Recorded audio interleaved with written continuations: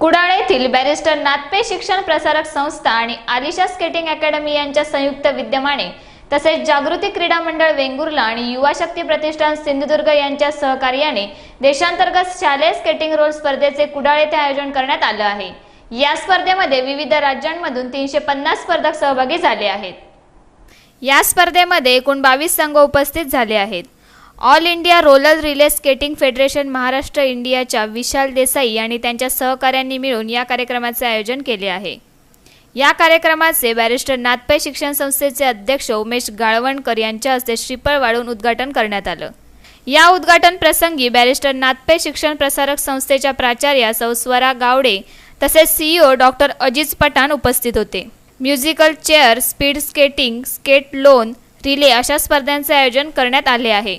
या स्पर्धेत वय वर्ष 4 पासून ते 27 वर्ष वयोगटातील 350 स्पर्धक सहभागी होणार आहेत। ऑल इंडिया स्केटिंग चैंपियनशिप हो रही है यहाँ पे, सब मोहाली से आए हैं चंडीगढ़। तो जैसा कि देख सकते हैं वहाँ पे अभी टेम्परेचर की काफ़ी हवा चल रही है, अरेंजमेंट भी काफ़ी अच्छा किया हुआ है। तो जैसा आप पीछे देख रहे हैं अभी चल रहा है अरेंजमेंट अकॉर्डिंग टू वेट, तो अभी डिस्ट्रीब्यूट कर रहे हैं उनको अकॉर्डिंग टू वेट में। तो उसके बाद जैसा भी है अभी यहाँ पे टेम्परेचर में तो बहुत फर्क है और वहाँ पे तो अभी ठंडा है, बारिश हुई है कल। ऑल ओवर अरेंजमेंट सब बढ़िया है।